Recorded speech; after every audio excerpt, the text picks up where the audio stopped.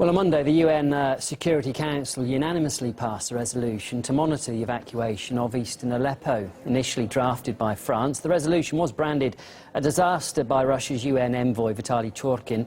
Moscow and Paris, though, finally agreed on the details after more than 3 hours of closed-door consultations. The document does call for the direct observation of the evacuations as well as safe and unimpeded access for monitors. The situation in Aleppo has long been in the spotlight, but as Murad Gazdiev reports now, much of the rhetoric has been unbalanced.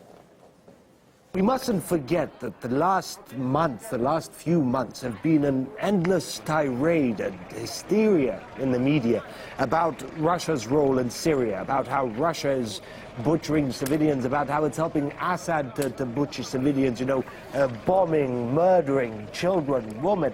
It's just been endless. I mean, listen to this. A post-apocalyptic nightmare. Glimmer of hope was shattered in the most brutal fashion.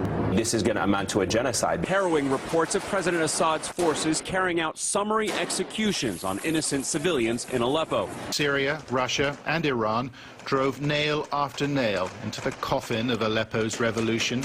Crushing a bit of hope that the agony of Aleppo was over.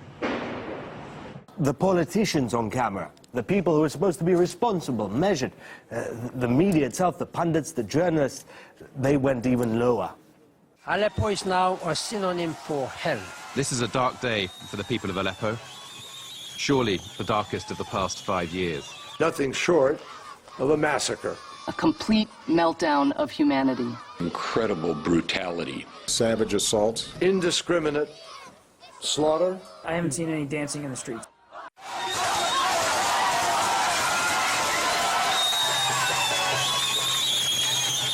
There are people who want to spoil any negotiated solution, any negotiated deal to the Syrian crisis. Yesterday, the rebels were burning buses, evacuation buses. Today, the Russian ambassador to Turkey has been killed.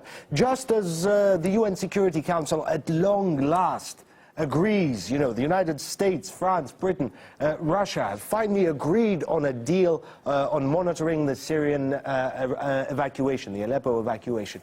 You know, if you'd asked me 2 months ago, I would have said, no, there's no way they're going to agree on anything in the UN Security Council.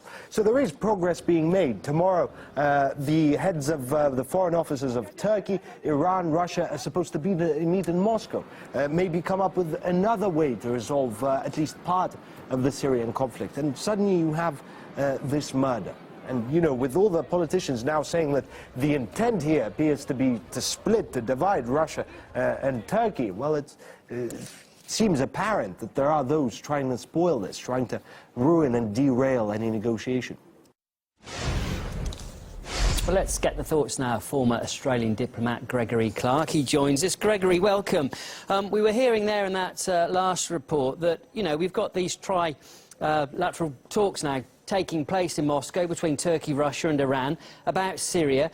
Is there a danger that they could have been derailed by this assassination? No, I think it's a one-off affair, but it has deep roots. I mean, it all began, well, 10 years ago with the invasion of Iraq, more than 10 years ago with the US invasion of Iraq, and it's just continued right through to the present day. What do you think about the motivation of this attack? Do you think there's relevance to the timing of it all and the fact that we've got this meeting going on in Moscow today? I think this meeting in Moscow is very important, and I hope it has a good result. But how should we put it? The United States has been trying to block any attempt by Russia to seize the initiative. Even the United States Secretary of State cannot cope with the pressure from the Pentagon, from their hawks. I've been watching closely the personal relationship that's developed with your foreign minister, Mr. Lavrov. And clearly he was getting on well with Mr. Kerry, and had organized 3 months ago that ceasefire, which was, I'm sure, was deliberately broken by the Pentagon by this, an attack on a Syrian base.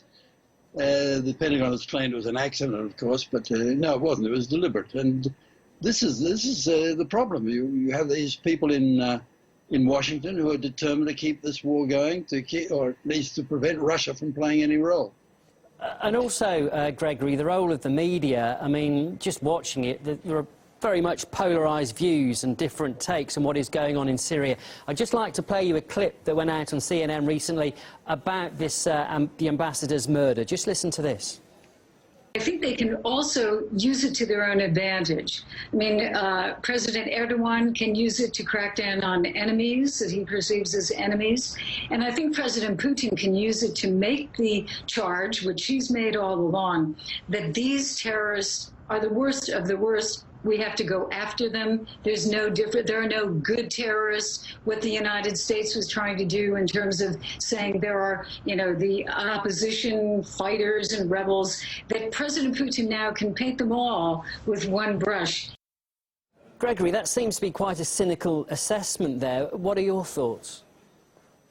It's extraordinary what's been going on in the American media. For example, that attack the other night by the rebels on the buses, the evacuation buses, was an atrocity. It's hardly getting any mention in the Western media and the Western television. The bias, I'm afraid, is getting too obvious. OK, Gregory, look, nice to talk to you. We do have to leave it there. That was Gregory Clark, a former Australian diplomat. Thank you. Thank you. Now, Britain's Defence Secretary admits that British cluster bombs were used by Saudi Arabia in the conflict in Yemen. We'll have a look at that plus other stories in a couple of minutes.